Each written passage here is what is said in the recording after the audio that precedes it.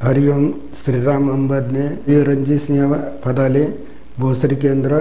मी एक बापूंचा अनुभव शेअर करत आहे। एक दिवस आमचे वडील शेतकरी आहेत, ते शेती करतात। तर एक दिवस काय झालं, आमच्या म्हणजे शेती असल्यामुळे बैल होते घरी होते। त्यांनी बैलाला पाणी पाजण्यासाठी घेऊन गेले आणि पाणी पाजून आणलं आणि त्या बैलाला काय झालं, त्यांनी वडिलांना धक्का मारला। धक्का मारल्यावर वडील खाली पडले आणि वरून त्यांनी वडिलांच्या छातीवर पाय दिला। तर वडिलांचे छातीच्या बरगड्या वगैरे फ्रॅक्चर झाल्यामुळे वडिलांना हे झालं। तर त्या स्थितीत वडिलांनी बैल सोडला नाही। तेवढ्यात आमचे मामा तिथं आले। ते मामांनी बघितलं तर हे कंडिशन आहे। मग त्यांनी आमच्या भावाला बोलवून आणलं आणि मग त्यांनी त्या बैलाला बाजूला केलं आणि बघितलं कंडिशन। तर एकदम हे झाले होते, म्हणजे वडील। तर त्यांनी तिथून उचललं आणि आमच्या बाजूच्या गावात दवाखान्यात आणलं। ते डॉक्टर म्हटले म्हणजे काही जास्ती नाही आहे वगैरे, म्हणजे ते तर आम्ही ठीक करू म्हटले। पण आमची मिसेस मग आमच्या भावानी आमच्या मिसेसला फोन केला, असं आहे। मग त्यांनी सांगितलं की तुम्ही इकडे घेऊन या आपल्या DY पाटीलला, आपण हे करूया।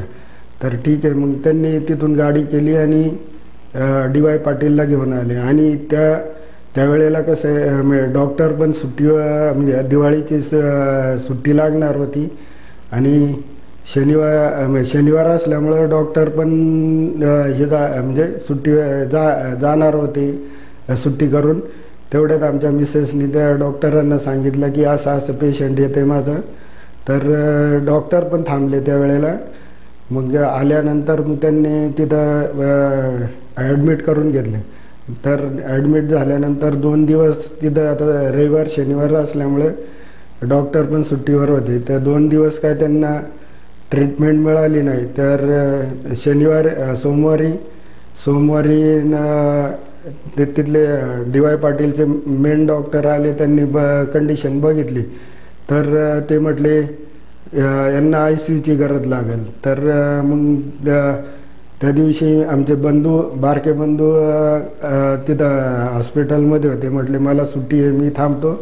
मग मी ड्युटीवर गेलो होतो। तर त्यांनी मला परत मी ड्युटीवर गेल्यावर मला फोन केला। म्हटलं असं डॉक्टरांनी ICUमध्ये शिफ्ट करायला सांगितलं। मग मी परत ड्युटीवरून घरी आलो आणि घरी आल्यानंतर मग परत दवाखान्यात गेलो। मग बघितलं कंडिशन।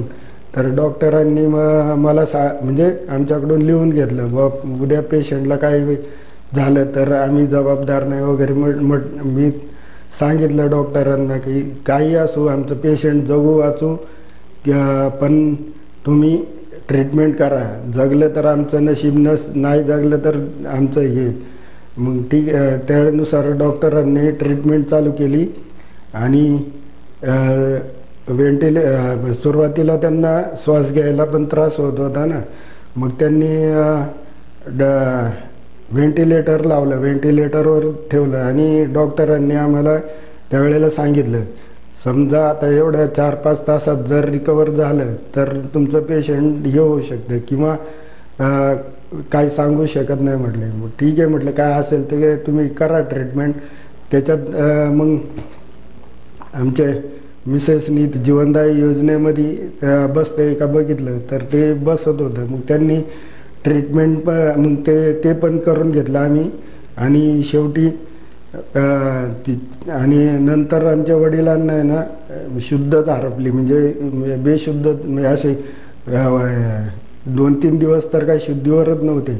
आणि ज्या वेळेला शुद्धीवर आले त्यावेळेला मला म्हटले मला उदी लाव म्हटले। म्हणजे ते व्हेंटिलेटर असल्यामुळे बोलता येईनी, फक्त ते खुण्यानी सांगत होते मला की उदी लाव म्हणून। मी त्यांना उदी लावली। उदी लावल्यानंतर ते डॉक्टर मला म्हटले हे तुम्ही काय करताय? मी म्हटलं काय नाही, मी आमच्या बापूंची उदी आहे ही उदी लावते, मला उदी लावायला सांगितली. म्हटलं ठीक आहे. मग उदी लावली आणि उदी लावल्यानंतर माझ्या गळ्यात बापूंचं लॉकेट होतं. मी ते लॉकेट आहे ना आमच्या वडिलांच्या आपल्या कॉटवर ठेवलं. त्याच्यातून नंतर मग मी आपलं टाईम भेटेल ते वेळेला रामरक्षा, हनुमान चालिसा वगैरे अनिरुद्ध चालिसा पठण करायचा आणि वेळ भेटला तर रामनाम वही लिवायचा. त्याच्यातून बापूंनी आमच्या वडिलांना ताकद दिली आणि ते आजारातून ठीक केलं.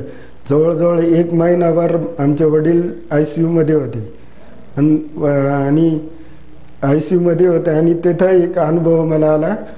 तर डॉक्टरांनी आवाज दिला का मी एकटाच दवाखान्यात जायचो आणि मी एकटाच असायचो.